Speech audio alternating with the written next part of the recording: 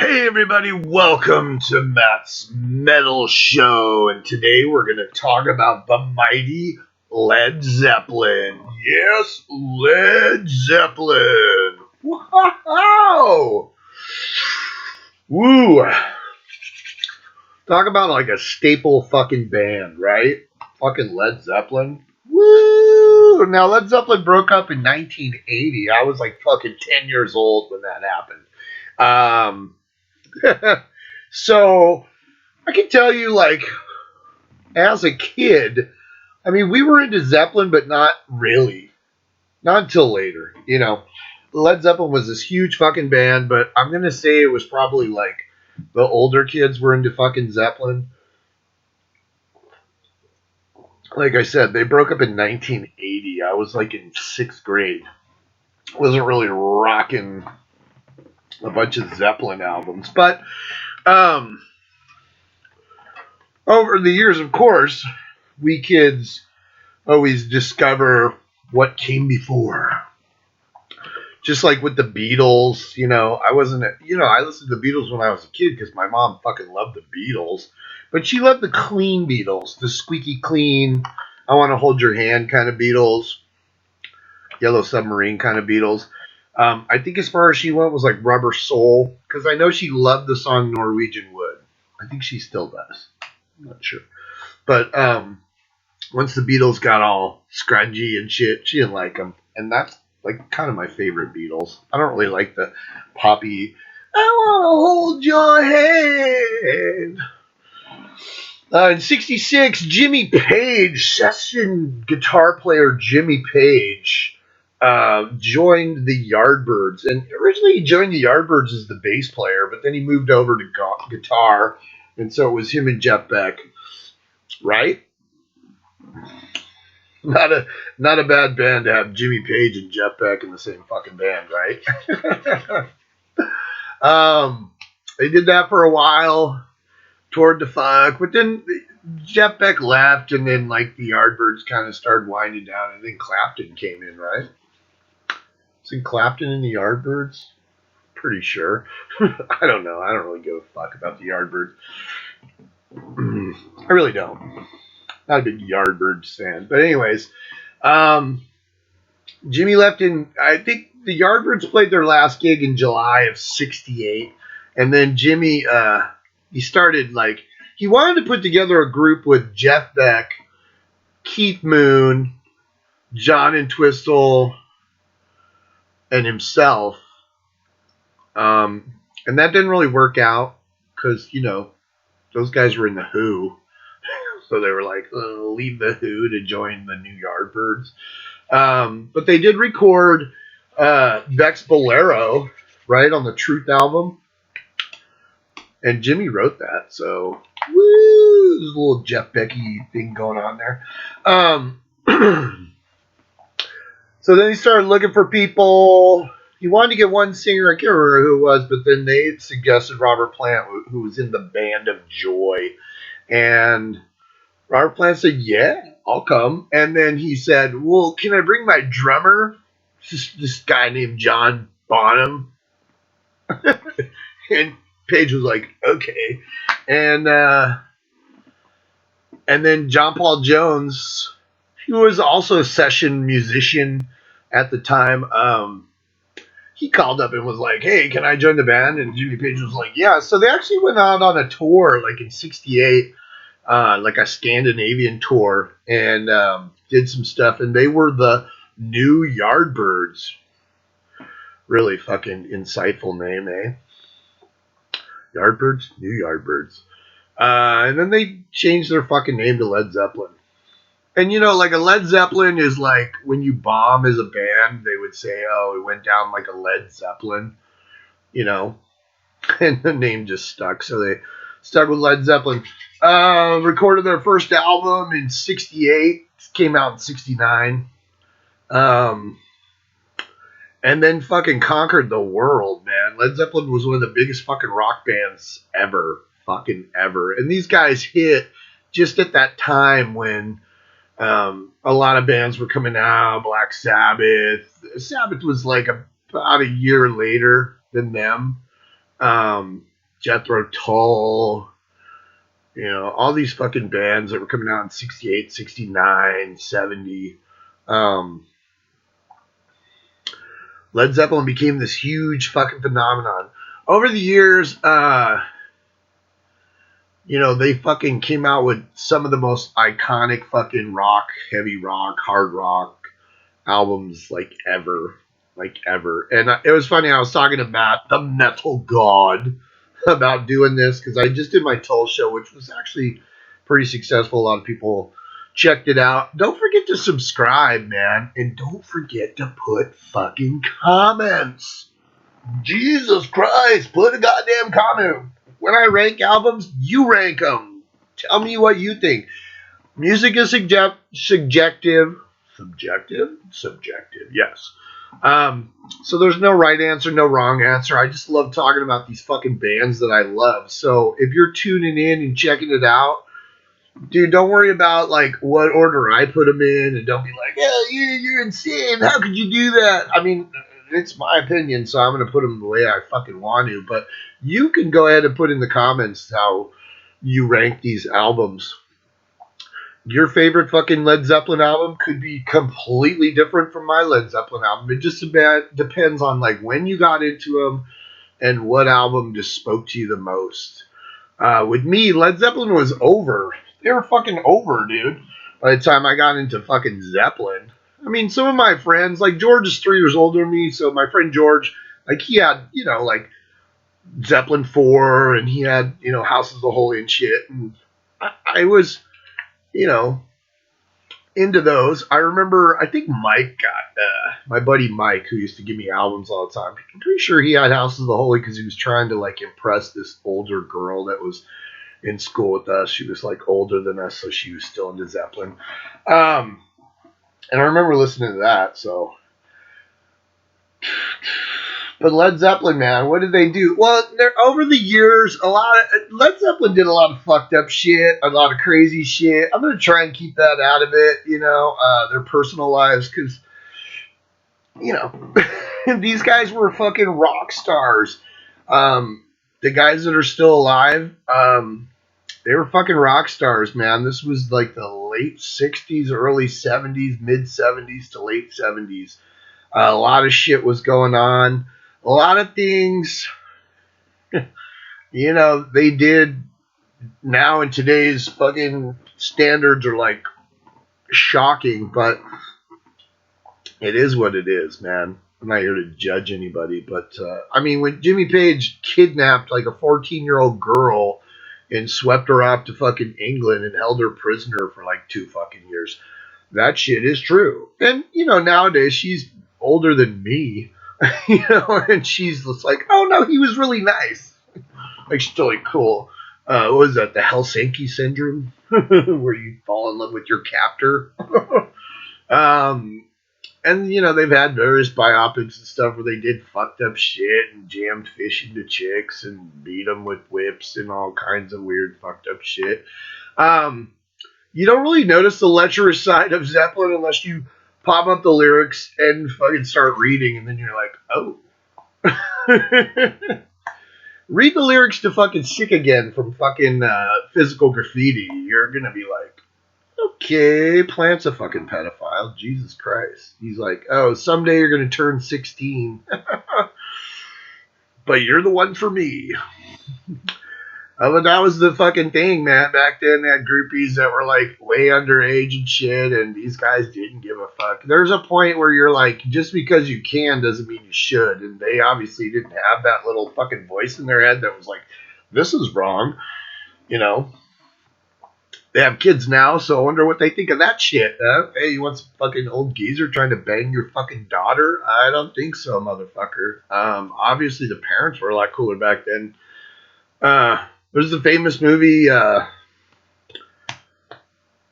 that fucking movie? I just draw a blank. It's Cameron Crowe. Almost Famous.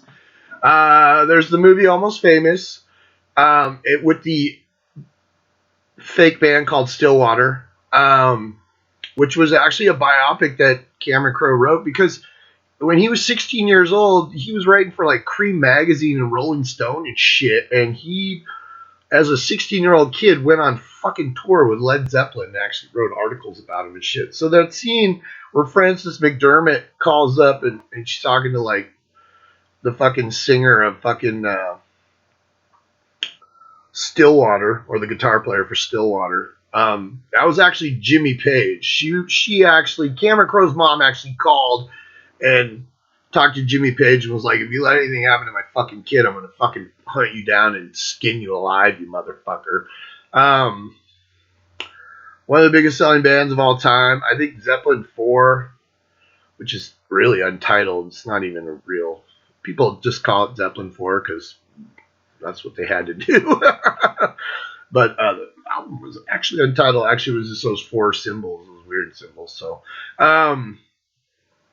that album has sold like 35 million copies worldwide, 23 million in the States. One of the biggest selling albums of all time. So obviously Led Zeppelin is a huge fucking band. So this wasn't that hard for me. That Jethro Tull one I did the other day, that was fucking difficult. But this one really wasn't for me because I've been listening to Zeppelin since I was a kid, like probably 12 or 13, 82, probably like a couple years after they broke up. That's where I started discovering music and started really getting into like some of these older bands.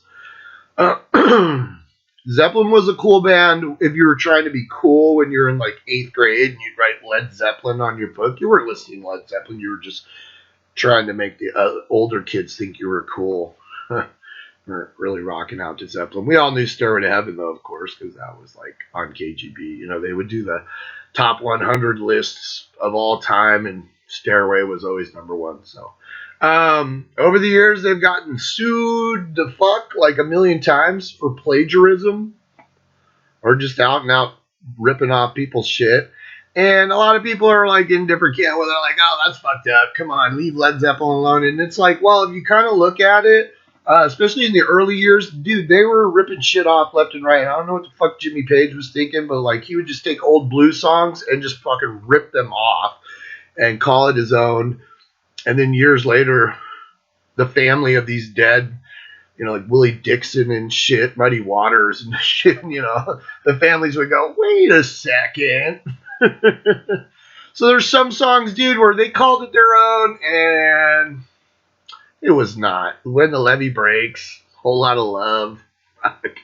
There's a ton of fucking songs that you people probably think are, oh, Led Zeppelin wrote that. No, they actually fucking did, and they actually ripped that shit off. A lot of times they got sued, so they would just settle out of court. And then on the subsequent albums, they'd put a tiny little fucking note that said, oh, by the way, Willie Dixon fucking wrote this. You know, so, and that shit's not cool, but that was, I guess, you don't really hear that many other bands fucking getting nailed for that shit, and it's kind of strange that Led Zeppelin was that fucking huge, and they're the ones that just constantly were getting nailed for fucking ripping shit off. And it's funny because, like, I remember in the 80s when fucking Vanilla Ice ripped off the fucking bass line for fucking Under Pressure, and got sued, and they won, and he had to put their name on it. And I remember everybody fucking tripping balls on that, like, dude, or MC Hammer ripping off fucking Super Freak, you know, or... It's funny how people tripped on that, but Led Zeppelin would straight up steal the fucking song, lyrics and all, and they would get popped, and everybody would be like, well, you know... What's the fucking difference, man? You're fucking stealing somebody else's shit. It should all be the same. You should be like, what the fuck? But anyways, don't really give a fuck. Led Zeppelin is a fucking classic fucking rock band that just conquered the fucking world. Between 1968 and 1979, 80, till Bonham died, Led Zeppelin was the biggest band in the land. So they have 9 studio albums. I'm going to rank them in my order from least favorite to favorite. And we're going to go over Led Zeppelin. So yeah, everybody get started. All right. Number 9's not a head scratcher. It's pretty fucking easy. And the reason why is number 9 is because, well, it's not really a fucking album. called Coda, right? From 1982. So 2 years after Led Zeppelin broke up, after John Bonham died,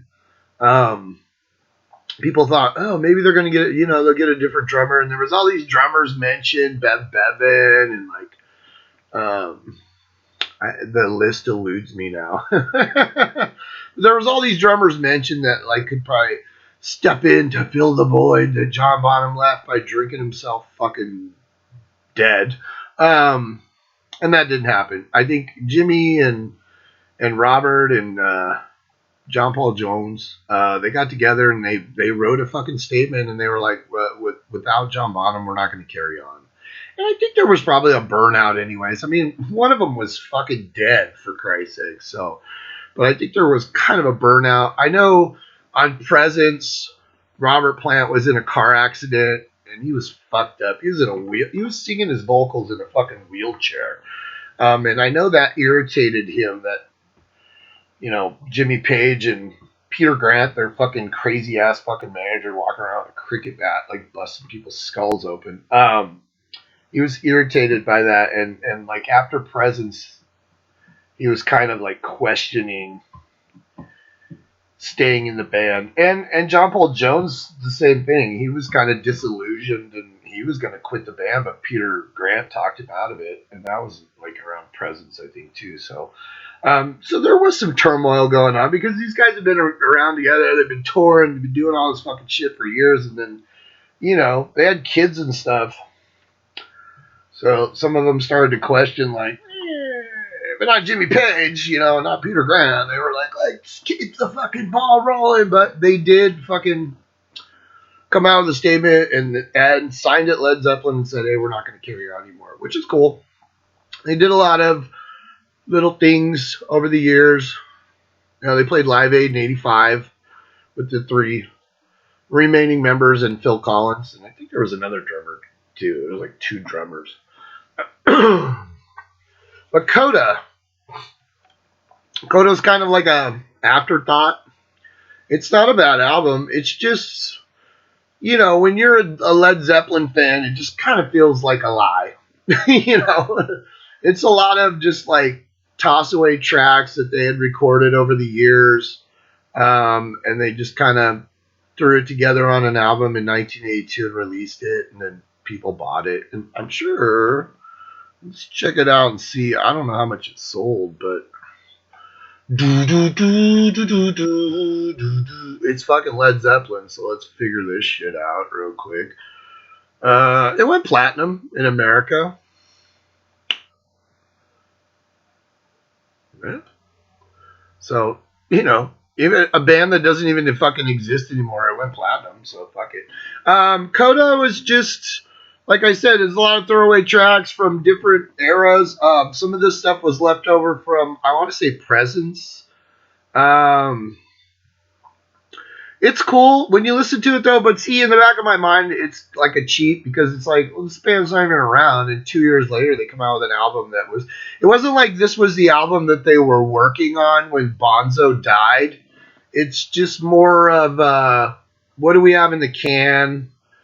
Stuff that didn't cut the other albums, and that's what you're getting. You're getting an album that didn't cut the mustard on, to be on one of their actual albums. So this is kind of the leftovers, and, So you got boop boop boop. Got We're Gonna Groove. It's cool. Poor Tom. I like Poor Tom. That's actually a pretty cool song. I Can't Quit You, Baby. Walker's Walk, Ozone Baby. I think they wanted to try and get Baby as much on here as possible. Darlene, Bonzo's Montreux, and Wearing and Tearing. It's not a bad album, but for what it is, I don't ever fucking listen to this album. So that's going to be number 9, Coda from 1982. All right, number 8 is going to be the album that came before this. Led Zeppelin, it's funny because over the years after the Untitled album, or Led Zeppelin 4, They came out with these albums where they didn't put anything on the cover. They didn't put their name, nothing. It was just like, here you go. 1979, In Through the Outdoor.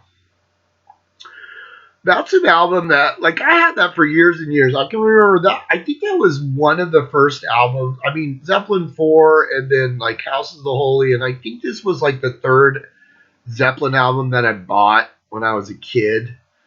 And I listened to it a bunch, and it's a cool album. It's got In the Evening, which is a great song. It's got Fool in the Rain. It's got Carousel Umbra, which is a fucking long ass fucking song, but it's fun. And All My Love. This kind of seemed like a poppy, more radio stab kind of Led Zeppelin. It's got Hot Dog on it. Southbound Suarez. I'm Gonna Crawl. I listened to this a bunch when I was a kid because I only had a few Led Zeppelin albums. But now I don't really listen to it a whole bunch. It's just that Led Zeppelin album that it felt like it was kind of like there was probably tensions in the band. I mean, if they broke up after Bonzo died, obviously there was tensions in the band, because if they were all clicking on all cylinders, they probably would have continued on. So I think Plant was done.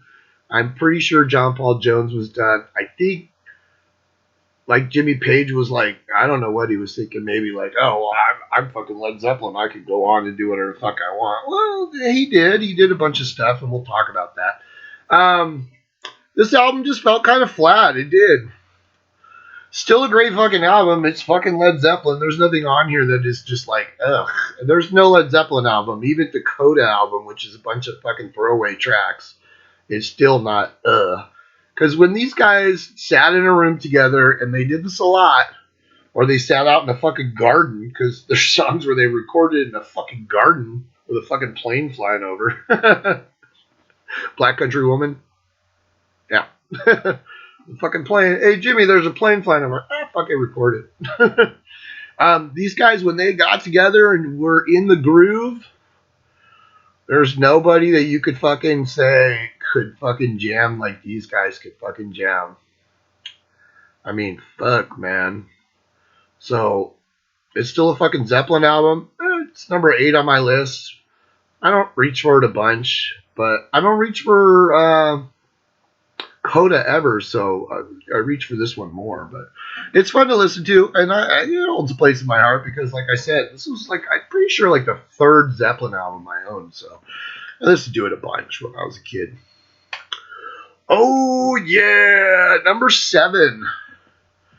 This album has crept up on people's lists over the years, and I could kind of see why, and I could kind of see why not. I want to love this album, but at the same time, there's no keyboards on it. There's no acoustic guitar on it except for Candy Store Rock. I'm talking about 1976's Presence. The only problem with Presence one is all the songs except for Nobody's Fault But Mine, which was stolen. Or no, Royal Orleans. Royal Orleans was actually written by the whole fucking band, and it's about a hotel in fucking New Orleans, and it's a great song. But this was all Plant and Page, because right after Physical Graffiti, when they went to go out on tour, they took a break, and then Robert Plant got in a fucking car accident in like Morocco or some shit, and he got fucked up. And so they had to cut the Physical Graffiti tour like off. And while he was recovering, he ended up in Malibu in California. And Jimmy Page came out to visit him, and they wrote this fucking album. And then they like booked fucking time, and they were like, let's go to fucking Germany or wherever the fuck. Where did they record this? Pretty sure it was in Germany. Or I know that was the fucking place where Jimmy wanted to. Yeah, it was in Munich. In the studio in Munich. Musicland in Munich. Or Musicland Munich.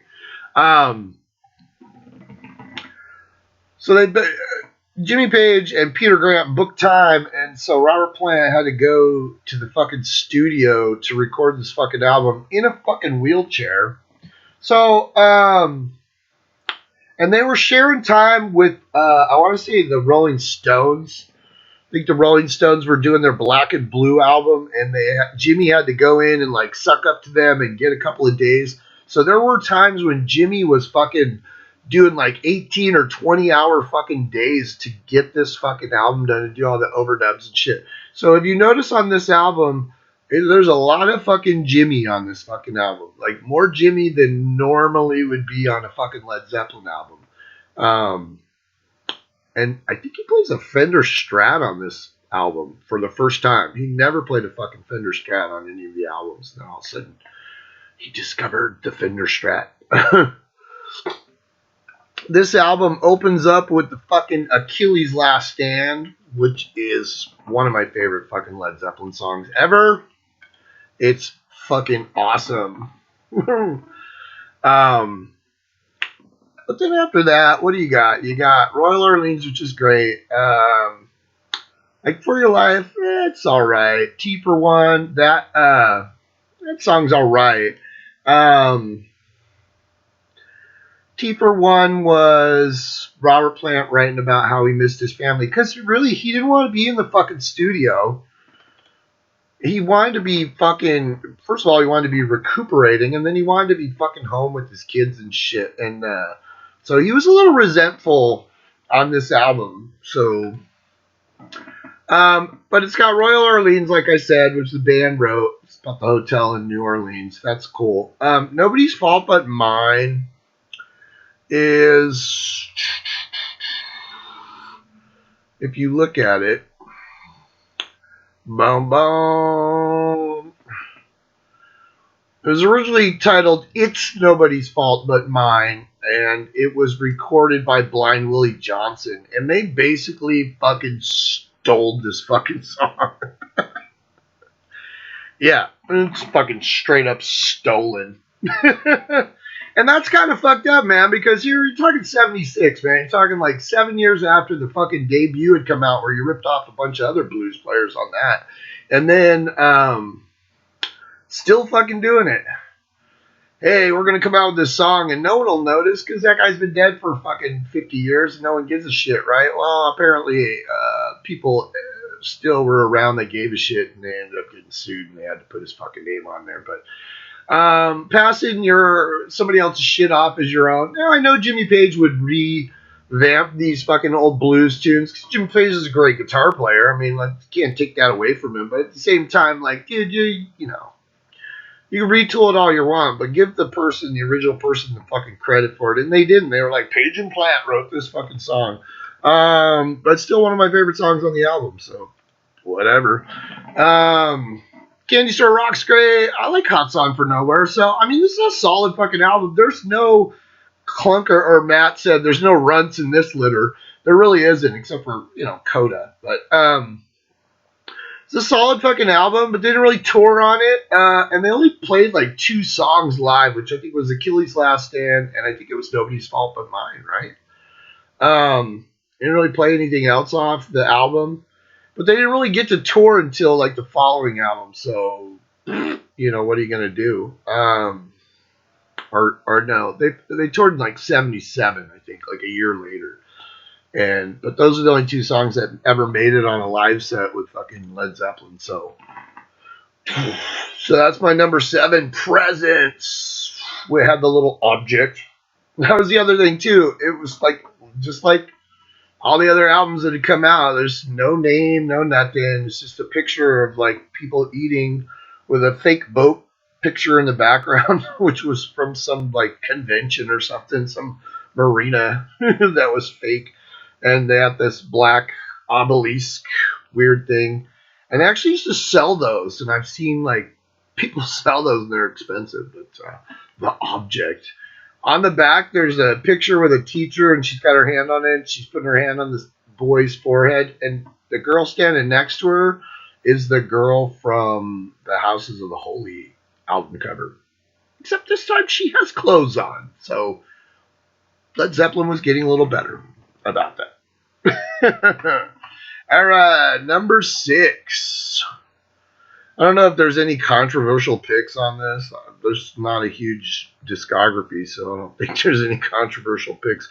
But for me, number 6 is going to be 1970s Led Zeppelin 3. And the reason why Led Zeppelin 4 wasn't Led Zeppelin 4 was actually Untitled is because critics beat this album like a fucking baby harp seal. And Jimmy Page was kind of pissed off about it, so the follow-up album to this in 1971 was Untitled. Everybody calls it Led Zeppelin 4 or the Signs album, or they call it the Runes album, or they call it blah, blah, blah. I just call it Led Zeppelin 4. I don't really give a fuck. But this album, this was after 2, they did a bunch of touring and shit like that, and they were kind of burned out. And Robert Plant, I guess, mentioned to Jimmy Page that there was this cottage that his family used to vacation in where the fuck is it? It's in the Welsh lands somewhere. Boop, boop, boop, boop, boop, boop, boop. Yeah, there it is. I'll put a picture of it up here, but 3 songs.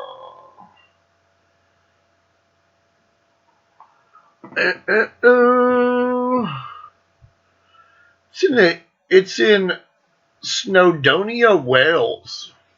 Snowdonia. In a hilltop overlooking the Diffy Valley. There's a cottage, and it's called Bron-yr Air. Bron-yr Air. That's how it's pronounced in Welsh. Bron-yr Air. On the album, it's BRON-YR-AUR, which always, as kids, would always fuck us up because we were like, what does that mean? But it's Bron-yr, which means like hill of gold or hilltop of gold or something like that. Anyways, Jimmy Page and Robert Plant go to this cottage to chill, and their families would come and visit them, and Jimmy Page's girlfriend would come visit them, and I think on No Quarter, I think Robert Plant said like Jimmy Page's daughter was conceived there. Cool. Anyways, they go to this little cottage. It has no running water, no electricity. I mean, they're living out in the middle of the fucking, in Snowdonia, Wales, overlooking the Diffy Valley. And they're fucking writing songs. And a lot of the songs were written on acoustic, of course, because they couldn't plug in. So a lot of these songs have like an acoustic fucking feel to them. And some people loved it and some people didn't. But this album is amazing. I just think it's like, there's a couple of spots on it where I'm like, yeah. So, it has the fucking Immigrant Song on it. We all know that song. I'm not going to sing fucking Led Zeppelin today. Come to the land of the ice and snow, where the midnight sun, where the heartbeats flow. Hammer of the gods. Oh. It has Friends on it, which is great. It has Celebration Day, which is a fucking great song. Since I've Been Loving You, they always had this like blues track that they would throw on one of their albums. I Can't Quit You, Babe. That's kind of their, they were always upgrading it so they could have another fucking bluesy song they could do live, and that was the one. Not my favorite. Out on the Tiles is fucking great. I love fucking Gallows Pole. Gallows Pole is a fucking great song. Tangerine's a fucking cool song. Bron-yr Stomp is a fucking great song. That's the Way, it's alright. And then hats off to Roy Harper. Not my favorite. This is a great album. It's just, there's a couple spots on it where I'm like, it's kind of boring. And there was a couple spots on, I'm not a huge bluesy rock fan. I'm really not. I mean, I'll listen to Jeff Beck. I'll listen to fucking Clapton. Doesn't really do a bunch for me. The first Jethro Tull album, the old Peter Green, fucking Fleetwood Mac. Even when Gary Moore switched to the blues, I mean, I wasn't like, oh, thank God. I don't mind if you add like some blues element in your stuff. That's cool. That's how Black Sabbath came about, right? That's how fucking a lot of bands came about, especially these English bands, because they were infatuated with American Southern fucking blues. Robert Johnson, Blind Willie Dixon, all these guys, man, they were Muddy Waters. They were infatuated with these guys, and they were also infatuated with rockabilly, fucking Chuck Berry and shit too. So because they lived in England, to them it was fascinating. And then, but a lot of them ripped that shit straight off. A lot of fucking guitar players in that ilk fucking stole a bunch of shit from fucking Robert Johnson, who sold his soul at the crossroads. But for me, like, when you get into that just straight bluesy, wow, I've been down in the riverbed. My woman left me.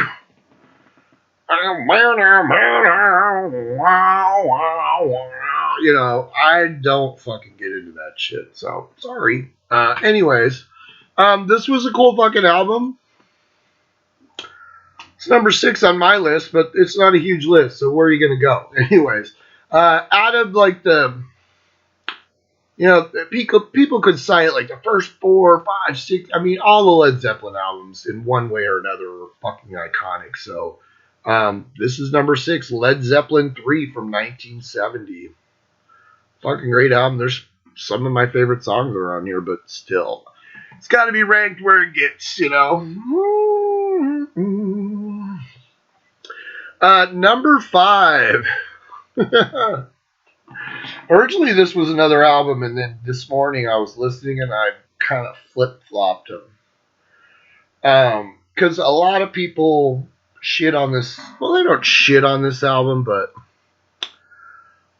a lot of people worship the album that I had at number 5. And I felt kind of justified putting it there. But then this morning I was listening to it again, and I was like, I'll bump it up. So I did. I bumped it up. So number 5, I'm going to go the debut in 1969 with that iconic cover of the Hindenburg disaster, the Hindenburgs bursting into fucking flame. It's black and white, so you can't really tell a whole ton. Led Zeppelin, the first album. This was recorded in 68, I want to say. Wrong album, right? You be fooling, baby, I'm not fooling. I'm going to take you back to schooling. Yeah, September through October of 1968. This is almost got titled The New Yardbirds, right? Yep. I mean, literally when they started recording this, they've been together for like 2 fucking months. So, Led Zeppelin. It's got good times, bad times. You know, I've had my share with a woman that needs you right now, but I still don't seem to care. It's got Babe, I'm gonna leave you, which is fucking great. It's a lot of bluesy shit on here, but on this album, I don't fucking mind it. You Shook Me. The thing with You Shook Me was, it was a cover tune, right? It was Willie Dixon. The thing about You Shook Me is, I'm pretty sure Jeff Beck had just done fucking You Shook Me on his album. It's a blues song by Willie Dixon. Yeah, Jeff Beck did, he did it on Truth. He did You Shook Me, his version, with what? Rod Stewart singing, right? And there's the old bluesy version, and then Jeff Beck rearranged it, and then kind of Jimmy Page kind of copped the arrangement that he had done on Truth. So he was a little pissed off about that.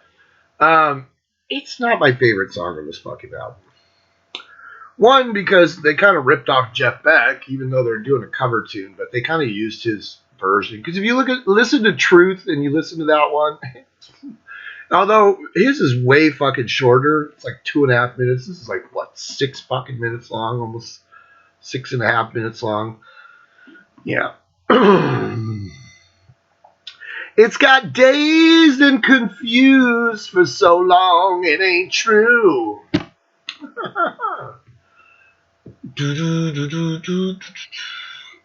They played Dazed and Confused for a lot of years. In fact, on the what song remains the same, it was a whole fucking album side. It was just Dazed and Confused. It's a song by Jake Holmes, and he recorded it in 1967. A lot of people think that Dazed and Confused is a fucking Led Zeppelin song, but it is not. It's a cover tune. When they did it though, when they put it on the original album, they put Jimmy Page, like he wrote it, and that's why a lot of people thought that it was a fucking Led Zeppelin song. See, there was a lot of fucking shit going on, you know. So when the album came out in '69, it was like Dazed and Confused by Jimmy Page, and you're like, years later when he got sued. It was Jake Holmes' song. And Jake Holmes had just recorded it like 2 years prior, so it wasn't like an old-ass motherfucking song from back in the 20s, you know, in fucking Clarksville, Louisiana, or Mississippi, or whatever. But yeah, Dazed and Confused. A lot of people are dazed and confused, and they think that that's a Led Zeppelin song, but it is not.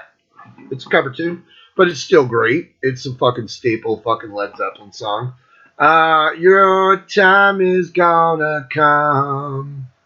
It's a great fucking song, and it slides into Black Mountain Side, which is an instrumental, and it's fucking great.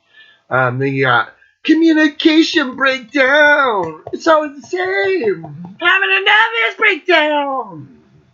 Yeah. I Can't Quit You, Baby. And then How Many More Times? How Many More Times is long. It's like 8.5 minutes long, right? It's a fucking long ass song.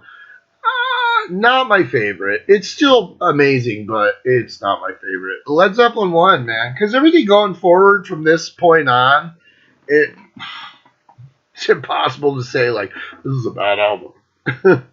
So that's my number 5 is Led Zeppelin from 1969. Number 4 is the album that used to be number 5, and then it jumped up this morning to number 4, which is Physical Graffiti from 1975. I know a lot of fucking people say this is their fucking absolute favorite fucking Led Zeppelin album ever. I know a lot of people. Every fucking listing and ranking and shit you see, they're like, oh, dude. Physical Graffiti, man. Why? Because it has 15 songs on it? I don't know. I've always been in love with the first album. You know, it was a double album. I've always been in love with the first part and not totally in love with the second part. When Led Zeppelin was recording this album back in 1975, 74 and 75, right? I don't know why I have that song, that riff stuck in my head. You know why? Because it's fucking amazing. A whole lot of love.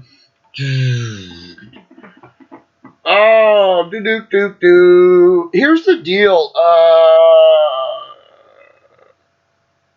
1974 mostly. This album was recorded in 1970, 1971, 1972, and 1974. And that's what a lot of people didn't realize is that this album, when they were first working on it, they had like 8 good songs that they were really into, but they were kind of long. And the thing is when they started to realize, hey, if we put these 8 songs out, it's almost 3 sides of an album. So then they were like stuck with, do we trim it down to just a single album, or do we add some stuff on and make it a double album? So they were like, what should we do? Well, they ended up adding some stuff on to make it a fucking double album. So that's kind of the reason why it's number 4, and it almost was at number 5, because this album is solid, but there is some added stuff on here that is kind of like fluff or filler that they put on here just because, because they were trying to flesh out a double album. Now, there is some spectacular motherfucking songs on this album. It starts off with Custard Pie. Custard Pie's funny. He's like, I want to see your custard pie or whatever. I'm going to eat your custard pie. That doesn't sound attractive. First of all, if you're calling some chick's custard pie, well, she might want to go to a doctor and get checked out, because I don't know why you're calling it custard pie. But anyways, that's a great fucking song. It's got the Rover on it, which is one of my favorite fucking songs. It's got In My Time of Dying, which In My Time of Dying, it's like 11 minutes long, right? It's got that famous cough where John Bonham at the end, he's all in my dying. Then John Bonham's like, and Robert Plant goes, cough. And then you can hear him say, that's the one, right? Because I guess they had to fucking do this over and over and over again.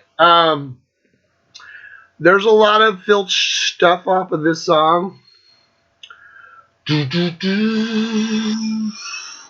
It's based on a traditional song that Bob Dylan recorded for his debut album. And they did a bunch of slide guitar. And it's kind of a tribute to Blind Willie, I want to say.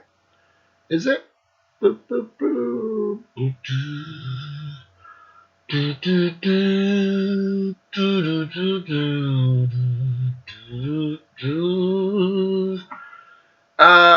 John Bonham's the one that fucking woo.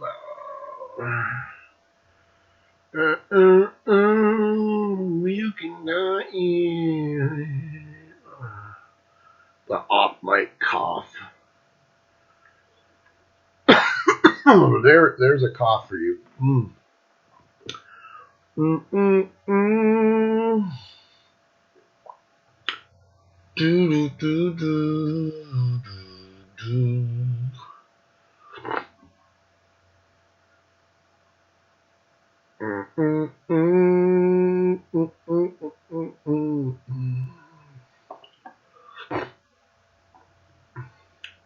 I don't. It's a fucking great song. In My Time of Dying. Houses of the Holy. Houses of the Holy was the title track from Houses of the Holy. But they felt it sounded too much like Dancing Days, which it does. So it didn't make that album. So in order to fill up this album, they're like, fuck it, we'll put it on there. Still one of my favorite Led Zeppelin songs. It is. In the houses of the holy, you can hear the... Oh. Where he says Satan's daughter. And there's a part where he says, and Satan and man. But the way he sings, it's weird, but that's a great fucking song. Houses of the Holy. Trampled Underfoot. Trampled Underfoot's like a sex song written about a car. And it's a fucking great song. That fucking riff in fucking Trampled Underfoot is like one of my favorite fucking riffs from fucking Jimmy Page. It's so fucking good.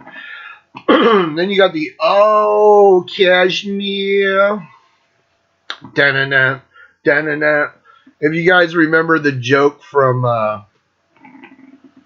Fast Times at Ridgemont High, or the scalper dude's like, and whenever making out, always put on side 2 of Led Zeppelin 4, and then they show them in the car and they're playing da-na-na, da-na-na, playing Kashmir. Obviously, you didn't have Zeppelin 4, so Kind of funny. Cashmere is one of their all-time great songs. In the Light is fucking awesome. And then you got Bronner Air, which is left over from the Bronner Air era from Zeppelin 3. Got Down by the Seaside, which is a great fucking song. 10 Years Gone's not my favorite. Night Flight's really good. The Wanton song is really good. Boogie with Stu is where they were jamming with like Ian Stewart from the Rolling Stones, the pianist for the Rolling Stones. It's all right. Black Country Woman, that's where like they're in like Staffordshire or somewhere. They're in some fucking huge manor house and they decide, let's go fucking record out in the garden. Okay, cool. And that was the thing about Led Zeppelin, man. They're always trying something new, and you can't take that away from them. Yeah, they're ripping fucking Willie Dixon and shit off all the time. But at the same time, when they were recording stuff, like there's instances where like they had John Bonham set up his drums up on the stairs, and then it went down, the sound rolled out into the room, and that's how they recorded it. Well, Black Country Woman, and you can hear it because there's a fucking airplane flying overhead. They're out in the garden recording, and they record Black Country Woman, which is fucking amazing. And then you get Sick Again, which is that creepy song about banging 15-year-olds because she's not 16 yet. He says it in the lyrics, and then and he's all, "Oh, you said you dug me when you were 13." It's like, yikes. That song's all right. So, if anybody could say anything about Physical Graffiti, dude, there's like, how many fucking songs do I love on this album? Like, a shit ton. But at the same time, there is some fluff. There is a bunch of shit that they added in. Now, it's funny. They add in Houses of the Holies, which obviously was supposed to be on the last album. And it's still brilliant. Even though, yeah, it does sound like Dancing Days and that. They kind of maybe they made the right choice by not putting it on that fucking album, because then it would have kind of been like, wow, that sounds very similar. But spread it out to the next album. So I get that. I just think that a lot of people look at this and say, oh, it has so many songs and it has a lot of fucking music on it. And a lot of people think like, oh, then it must be fucking the best. Because it's what? 82 fucking minutes, 83 minutes long, It's a great fucking album. It's just number 4 on my list. There's some fucking amazing songs on here. All right. Number 3. You Can Die Easy. Oh. Bow, bow, bow. In my time. I got that fucking song stuck in my head now. Oh my god! Number 3, I'm gonna go 1969. I'm gonna go Led Zeppelin 2.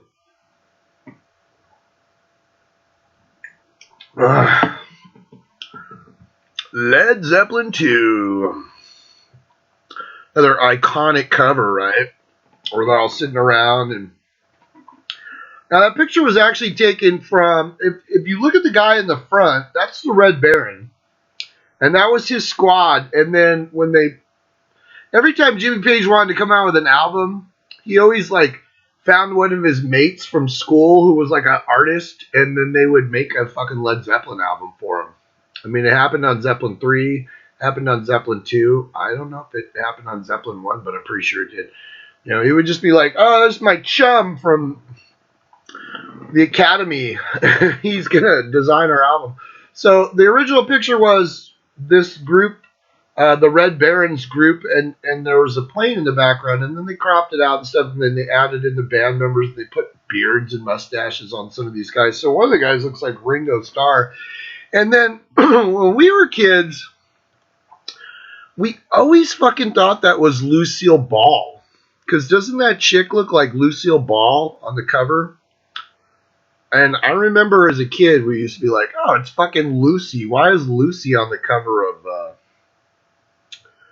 this Led Zeppelin album? But it is not Lucille Ball. It's actually So it was the German Air Force, the Flying Circus, led by the Red Baron.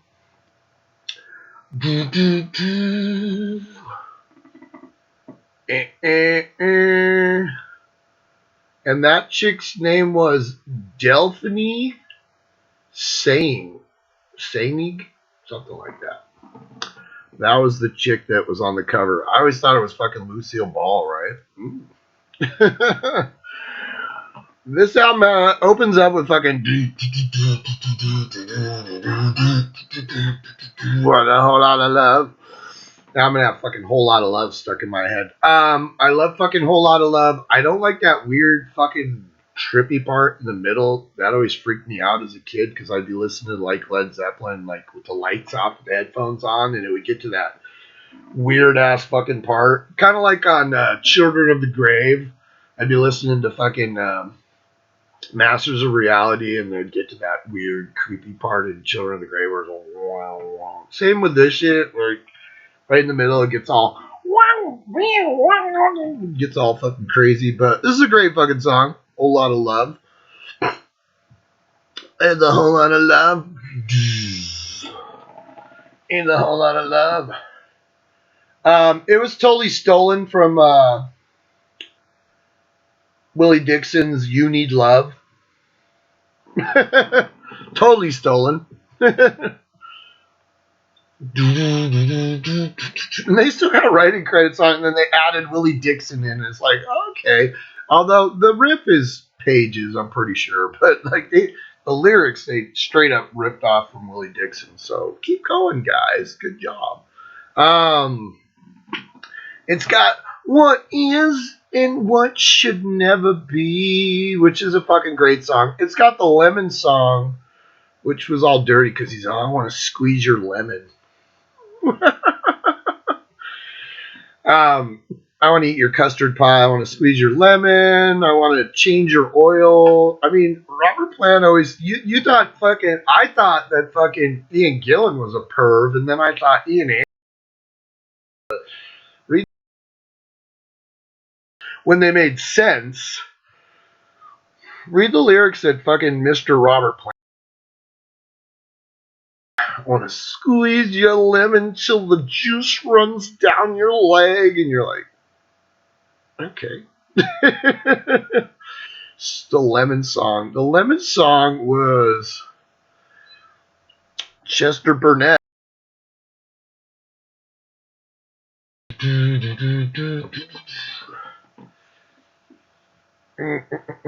Howlin' Wolf.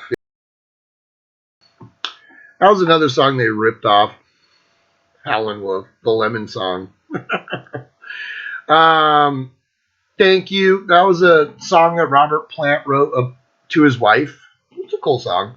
Fucking Heartbreaker. Heartbreaker's cool because it's got that fucking just like unaccompanied fucking guitar solo by fucking Jimmy Page on his telly. You know, by this time, up to this time, he wasn't using a fucking Fender Strat. He was using a fucking telly. So, here's an interesting one because I love this fucking song. Living, Loving, Maid. She's just a woman. Living, loving, she's just a woman.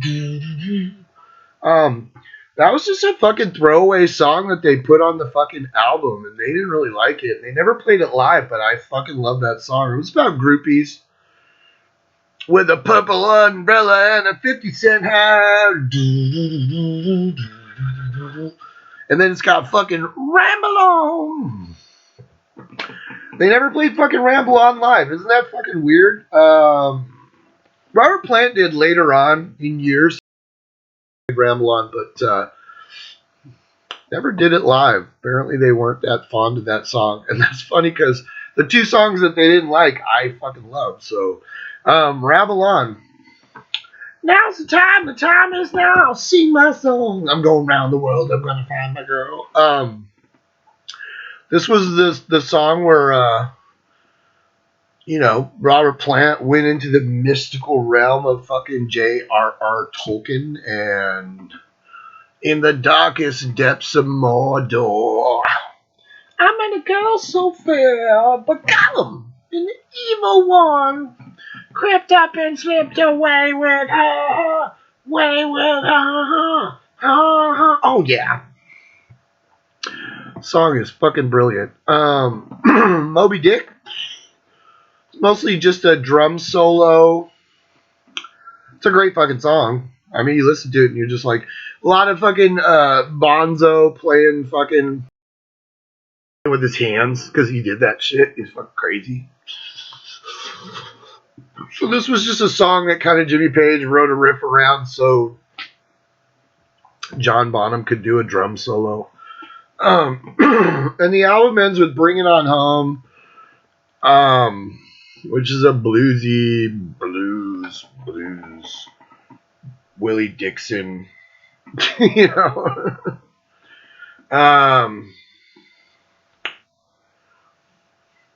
Yeah. Sonny Boy Williamson recorded it in 1963.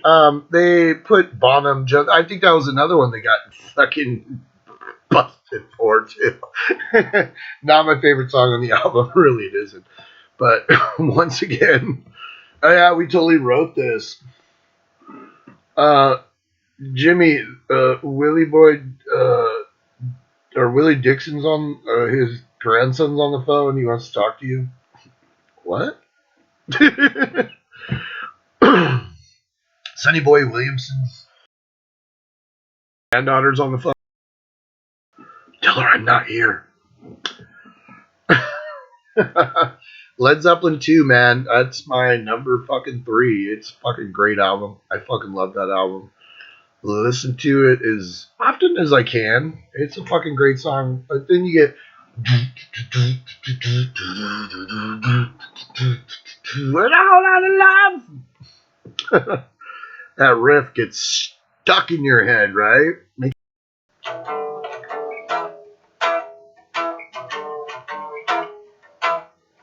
Oh. Anyways, yeah, Led Zeppelin 3, Led Zeppelin 2 from 1969, the second album that came out in 1969. That's my number 3. Number 2, I'm gonna go a little album called Houses of the Holy from 1972. This is one of those albums. I think this was the second Zeppelin album that I ever fucking bought. The first one is the number 1 album. Which, if you're doing the math and you're like taking score, keeping score, this came out in 73, right? Yeah, 70. It was recorded from December to August. This album took a while, didn't it? Woo!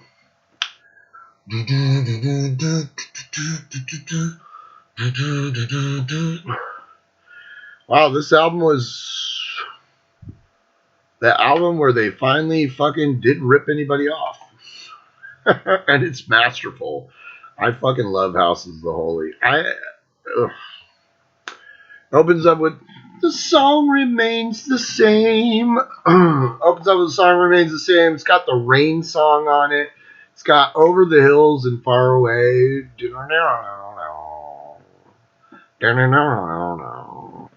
It's got the crunch. There's those songs. There's those songs that Robert Plant did that where you're just like, okay, those lyrics make no fucking sense. And The Crunch is one of them, and it's fucking awesome. I love that fucking song. It's got Dancing Days Are Here Again. Got my flower, I got my power. It's got Dire Maker, which is another nonsensical song. We used to make jokes about this, like when we were teenagers, we'd just be listening to Zeppelin and we'd be like, was he in the bathroom while he was like making up these lyrics? He was dropping a deuce and he was like, you know, because we were kids. Dire Maker, it's a great song. No Quarter, Jesus, and the fucking Ocean. She's only 3 years old, and that's a real fine way to start.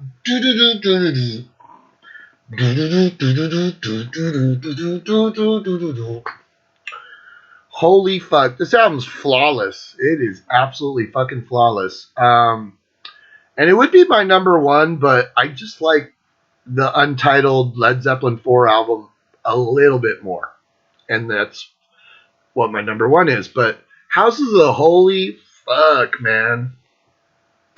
It's one of those albums that I can always fucking pop on and just be like, this was fucking Led Zeppelin firing on all cylinders. Wow. It was amazing. This was them fucking just like coming out with these fucking masterpiece songs. And like I said, they didn't rip anything off from anybody because there's not any bluesy kind of shit on here. It's all pretty straightforward. And it's fucking awesome. I fucking love Houses of the Holy. So that's my number two. And of course, number one is the Untitled album, or the album with the little weird fucking runes. Sometimes it's called the Zoso album.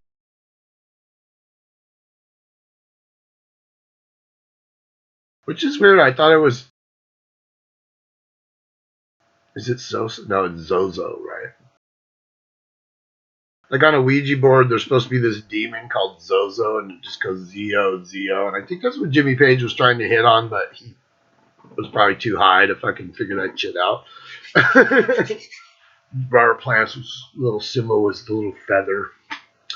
They all came up, because by this time, like, Led Zeppelin was so huge. These guys were living in a fucking fantasy land. They were fucking enormous, and so they could just go, hey guys, sit around and draw little symbols, and people will fucking put that on their fucking textbooks. We did. I remember drawing those fucking symbols. That was like a rite of passage as a kid, was to learn how to write the fucking Led Zeppelin symbols on your fucking book, right? It worked. Led Zeppelin won. They sure won. They were just like, let's just fucking do this. And they did. Came out with an Untitled album. Had that dude with the, with the sticks on his back. The picture hanging on the wall. And if you look further away, it was like the house was torn down, and you were just like, what are they trying to say?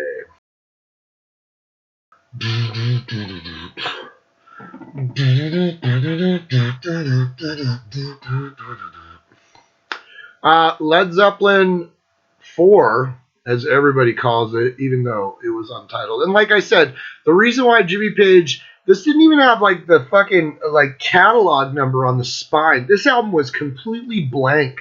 There was nothing on it. It was just that picture wrapped around. There was nothing on it.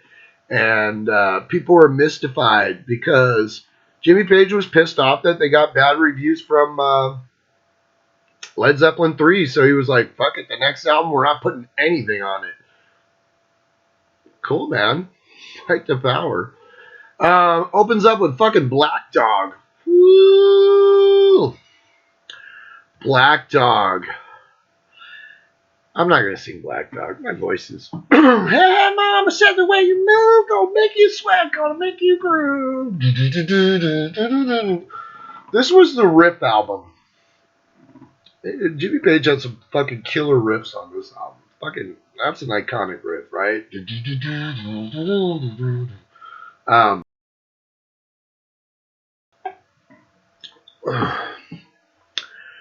It has been a long time since I rock and roll.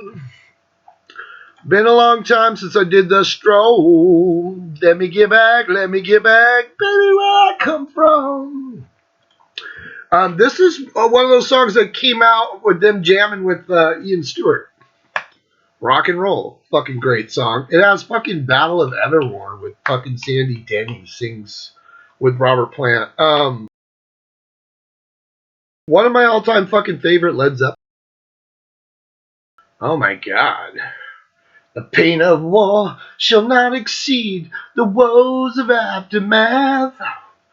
Danny James, the purity's ghost. The ring rays ride in black. I can almost hear Hetfield singing this. The ring rays ride in black. Bring it back. Bring it back. Oh no, oh no, oh no. Sandy Denny's supposed to be like the town crier. You know, Robert Plant is like singing the fucking vocals, and then she's supposed to be like talking to the townspeople, where she's like, "Pick up your swords and five." What a fucking brilliant song that is. The only time anybody ever guest vocaled on a fucking Led Zeppelin album is fucking amazing. It's got fucking Stairway to Heaven, which, you know, in Wayne's World became like a thing where you can't play Stairway. Stairway to Heaven is probably one of, if not the most iconic fucking rock songs of all time. And I always pop it on, man. I don't know why. People always, I know there's those people out there. I always talk about them on my shows. There's always those people like, I never need to hear Aqualung ever again. I never need to hear Breaking the Law ever again. Crazy Train, Tom Sawyer, Take It on the Run from fucking REO Speedwagon. I never need to hear that song again. Why? If you say that about Stairway to Heaven, you're a fool. I'm just going to put it out there. You can put it in the comments, but I'm going to put it out there. I fucking love Stairway to Heaven. You should love it too. It's a fucking classic fucking song. It's so good. Stairway to Heaven is one of those played into the ground songs that I put on. It's just like Tom Sawyer with me. I put it on and it's fucking mystical. It's fucking great.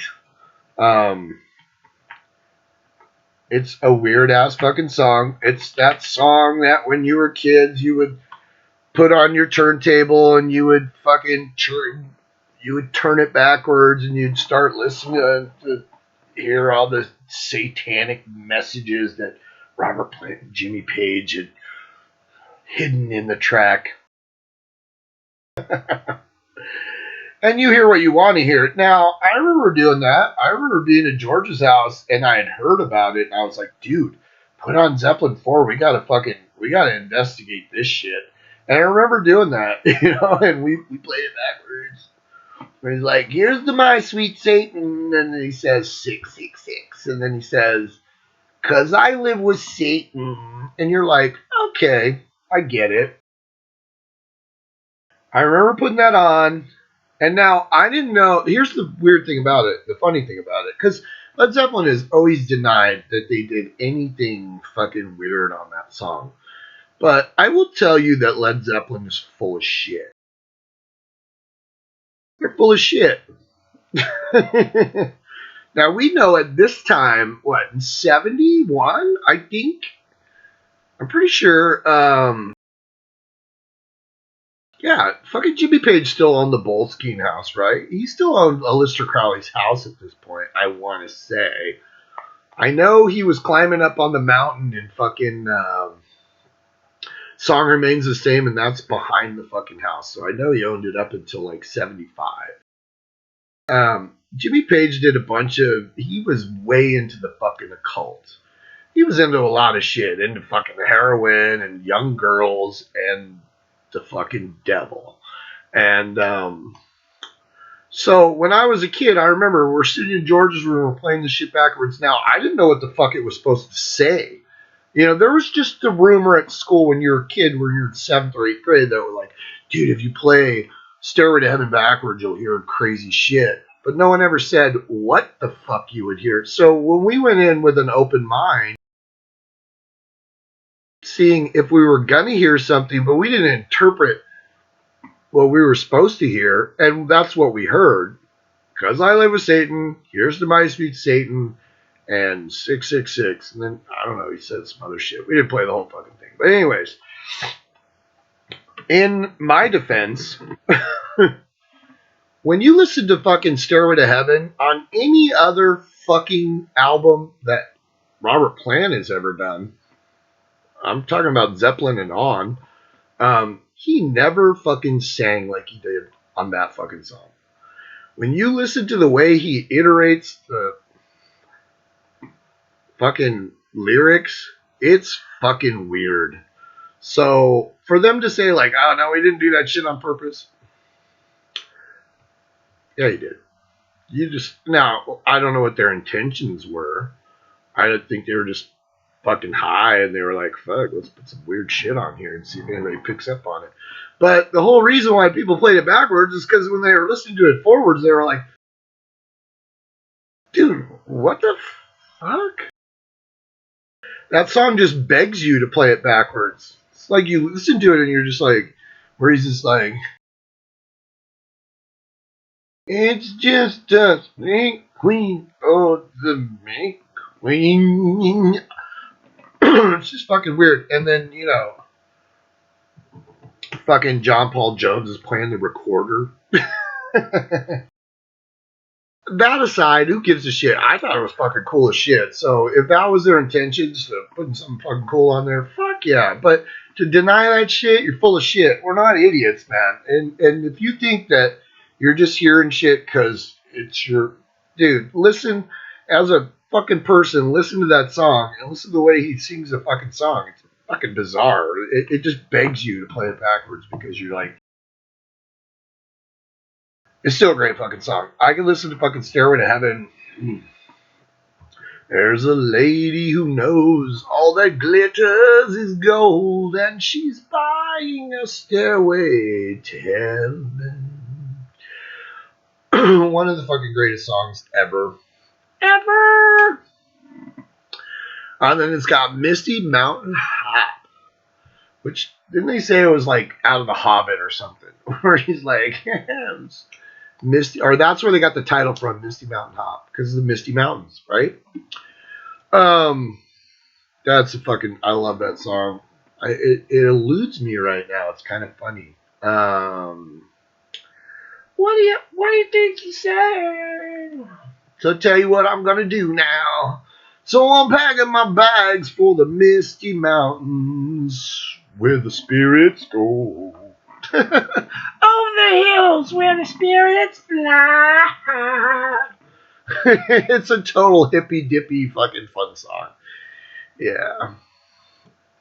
We asked him to stay for tea and have some fun. Whoa, oh.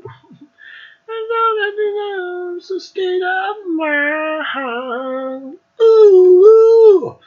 It's got 4 sticks because John Bonham was using 4 sticks to play this fucking song, right?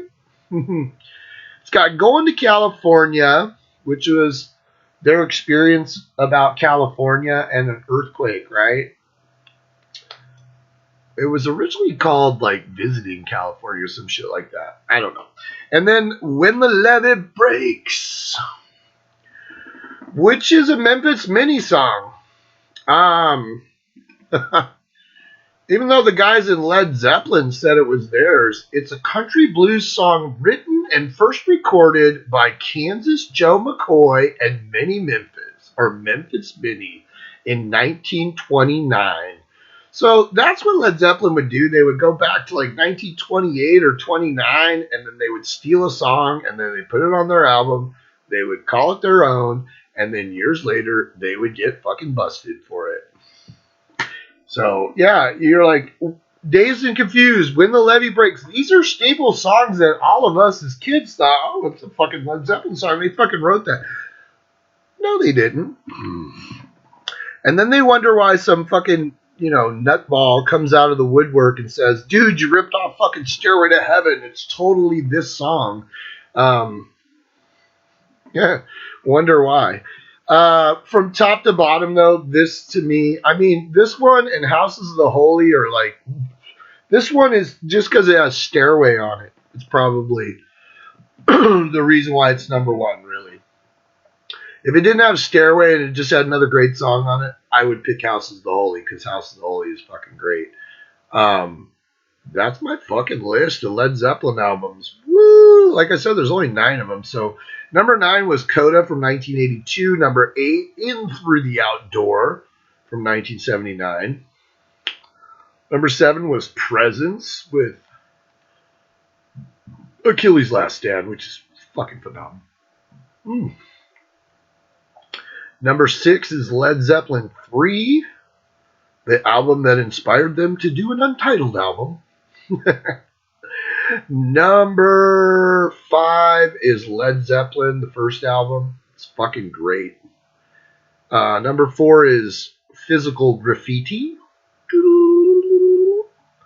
Recorded from 1970 to 1974, give or take. Number 3 was Led Zeppelin 2. Yeah, with Whole Lot of Love. A whole lot of love.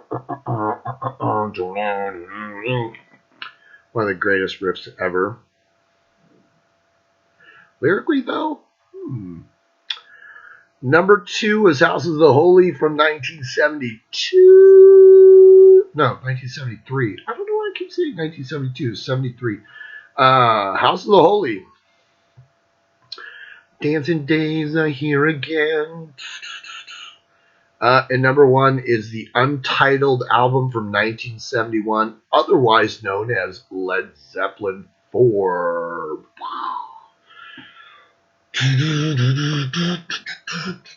There you go. That's my fucking Led Zeppelin. I was talking to Matt the other day, and as I was doing this, of course, I dust off all my Led Zeppelin albums and listen to them all, and just make sure I know what I'm listening to and how awesome it is.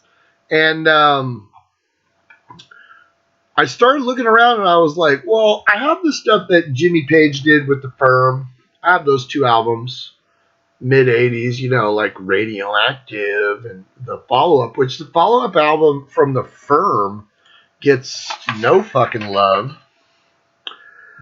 It gets no fucking love at all. And it's funny because we were around when that shit came out. I remember when The Firm came out because Radioactive was pretty big and everybody was kind of excited that Jimmy Page was still alive,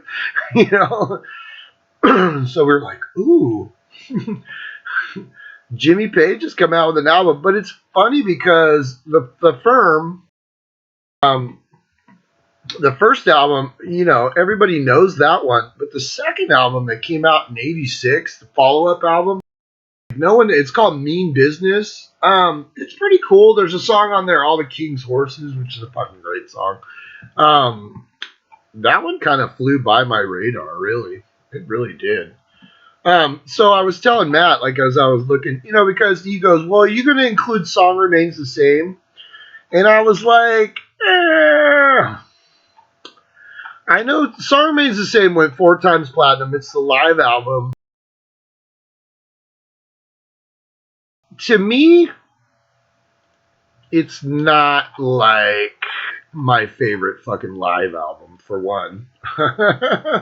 I can remember watching the movie. They used to play it on MTV or they played on USA.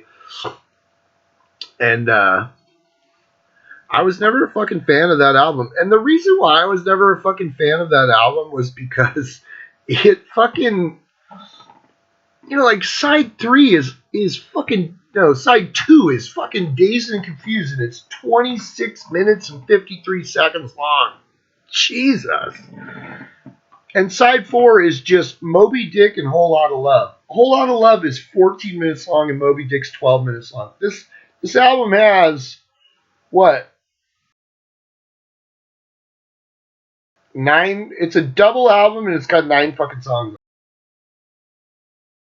It has Rock and Roll, it has Celebration Day, it has Song Remains the Same, it has The Rain Song, Dazed and Confused, No Quarter, Stairway to Heaven, Moby Dick, and Whole Lot of Love. That was the original album release. The 2007 release, it had 2 discs, so it was 15 songs. So it was 123 minutes. I'll have to look at that one, but this song came out after Presence, or this album came out after Presence because they couldn't tour because Robert Plant was busted up, man. He's in a fucking wheelchair. So they put out this live album. They're like, well, we'll put out the live album and then we'll tour on it later. And that's what they did. They came out with the live album. And then when Mr. Plant was no longer crippled, they went out on tour in 77. So, me personally, if I'm going to go live albums, I'm going to go How the West Was Won. Because to me, that was a better fucking, I don't know, it was a better album to me.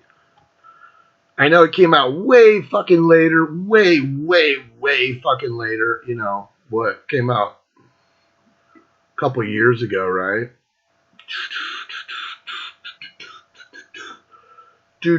How the West Was Won was in 2003.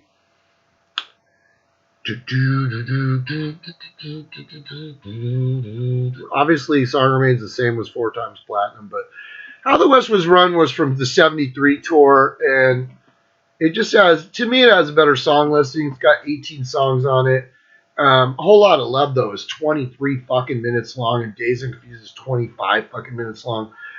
But all the rest of the stuff is pretty short, so, you know, there's just a couple of, like, long-ass jams, and everybody in the fucking audience was high as fuck, so they didn't give a shit if they stood up on stage while Jimmy busted out his wah wah wah, or, you know, which he did on Dazed and Confused, right? I think he did it on Dazed and Confused, right? Yeah. Dazed and Confused was a song that the Yardbirds used to do, and he used to play the bow on that song, and then when they recorded it for fucking Led Zeppelin, he did the same thing, which is cool. It looked cool. Other people have tried to do it, and you're like, dude, you're just ripping off Jimmy Page. Well, Jimmy Page ripped off everybody else, so. I wonder if anybody was like, dude, you're ripping off Willie Dixon. How the West Was Won. If you're going to get a live album, I would steer you towards How the West Was Won. I would. Because it's just a better album. But I never really perused the 2007 reissue. Maybe I'll get it and check it out.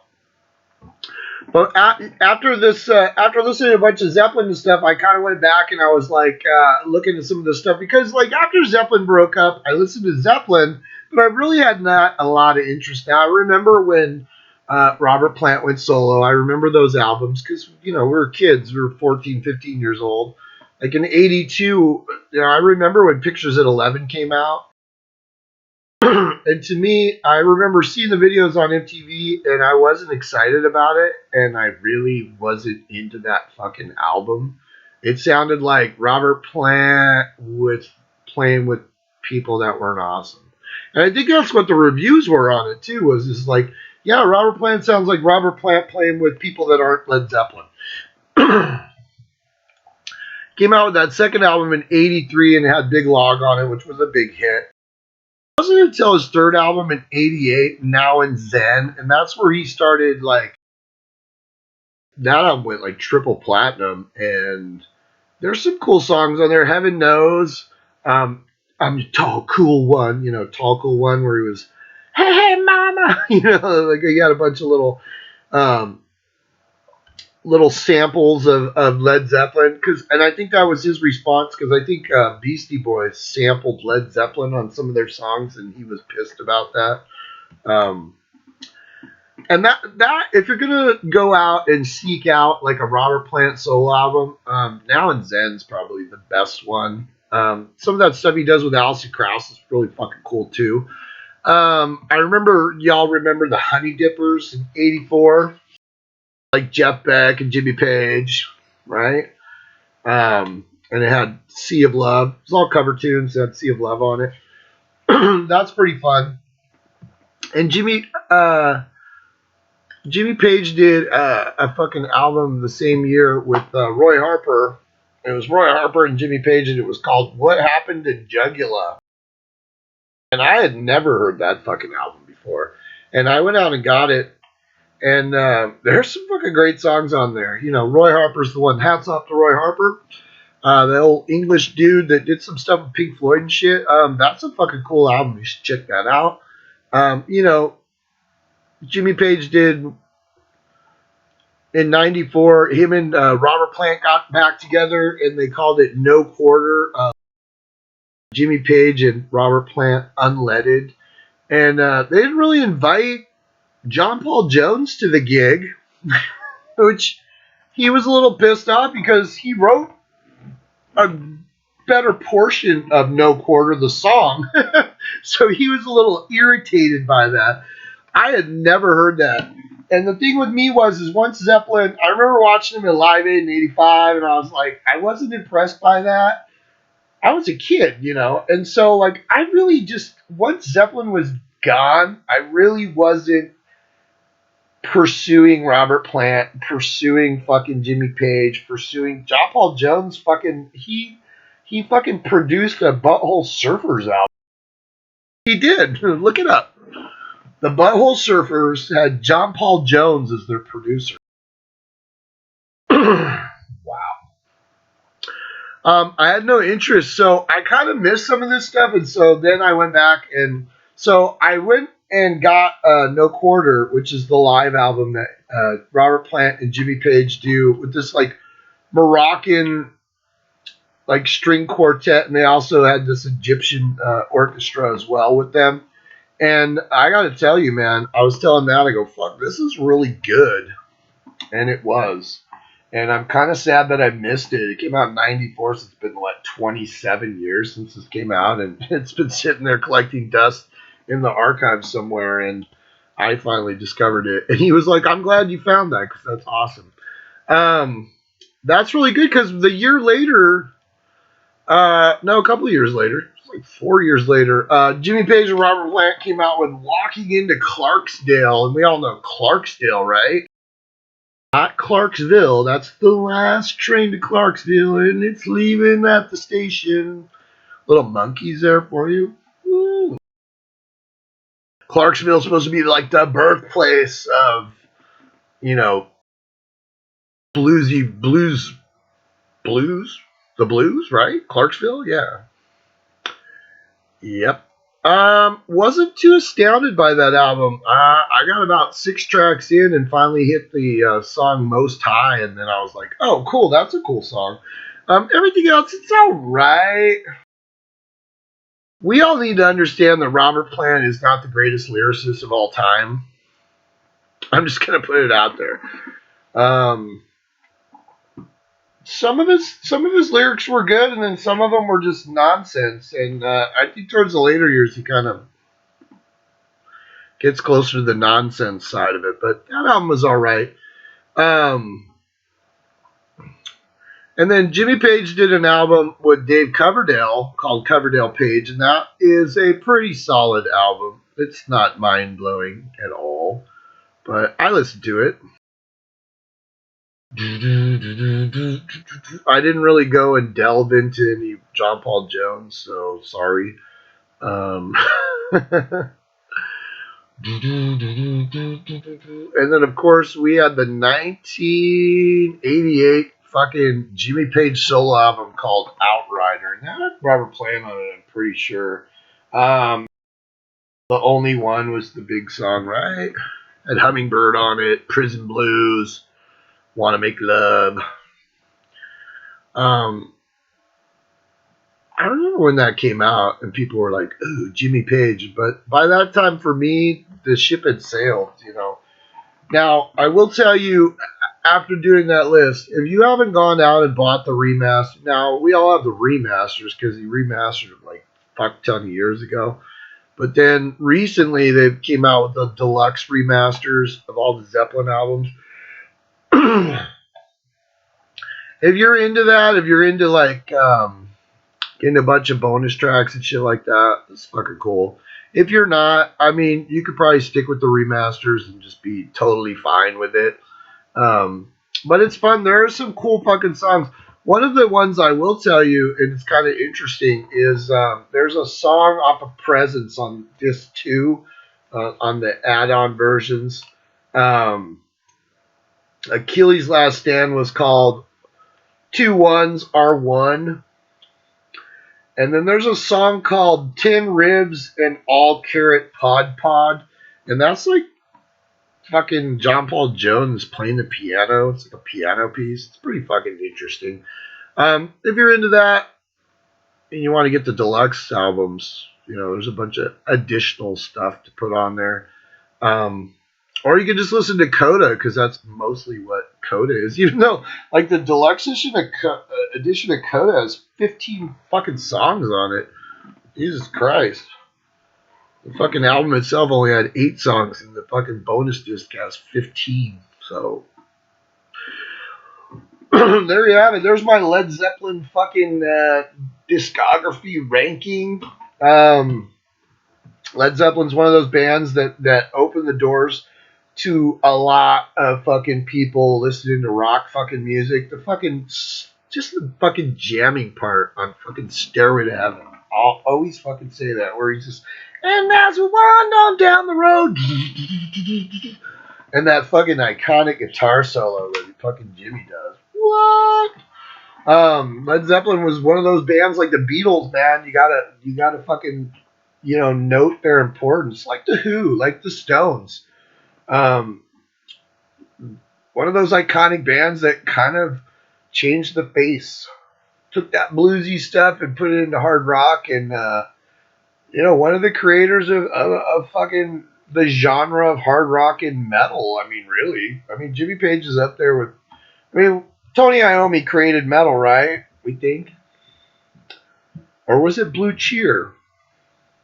It's hard to say, but they're still an iconic band. They're fucking masterful, and fucking Led Zeppelin. So no matter what the order is, go ahead and put some comments down there and rank your albums the way you love them. But that's the way I ranked them. Everybody stay metal, and don't forget to subscribe.